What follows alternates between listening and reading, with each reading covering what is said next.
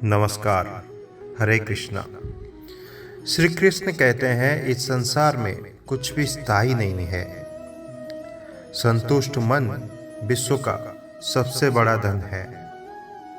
कर्म किए जाओ, फल की चिंता मत करो।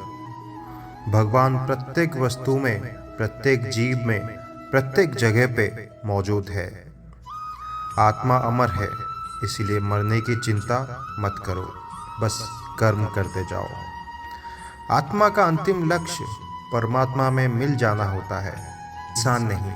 बस उनका मन किसी का दोस्त या किसी के दुश्मन होते हैं। बड़प्पन वो गुण है जो पद से नहीं, संस्कारों से प्राप्त होते हैं। व्यक्ति या जीव का कर्म ही उनके भाग्य का निर्माण करता है।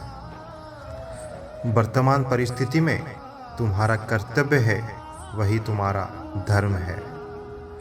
मन बहुत चंचल है, जो इंसान के दिल में उथल पुथल कर देता है। कहते हैं प्रबुद्ध व्यक्ति के लिए गंदगी का ढेर, पत्थर और सोना सभी समान चीजें हैं। आपके कर्म ही आपके पहचान है, वरना एक नाम के तो हजारों लोग होते हैं।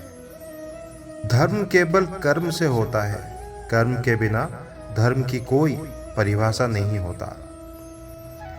अहंकार करने पर इंसान की प्रतिष्ठा, वंश, वैभव तीनों का समाप्त हो जाते हैं। जीवन में कभी भी किसी से अपनी तुलना मत कीजिए। आप जैसे हैं सर्वश्रेष्ठ हैं। बुरे कर्म करने नहीं पड़ते, हो जाते हैं, और अच्छे कर्म होते नहीं, करने पड़ते हैं। बुद्धिमान व्यक्ति को समाज कल्याण के लिए बिना आसक्ति के साथ काम करना चाहिए। सेहत के लिए योग और किसी की जरूरत के लिए सहयोग, दोनों से ही जीवन बदलता है।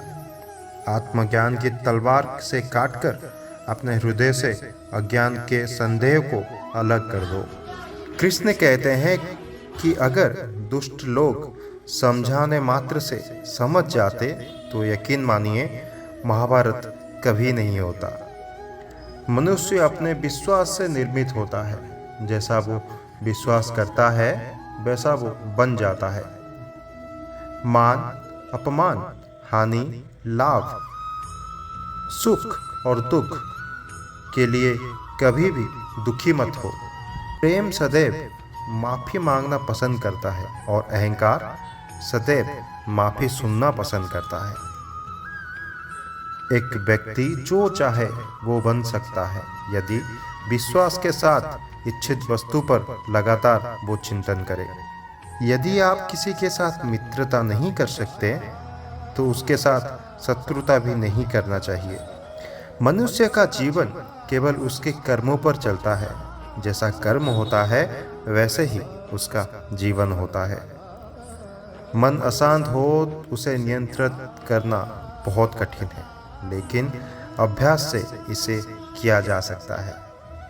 कृष्ण कहते हैं दिव्यता केवल शक्तिशाली होने में नहीं, बल्कि वास्तविक दिव्यता दूसरों में शक्ति जागृत करने में से है।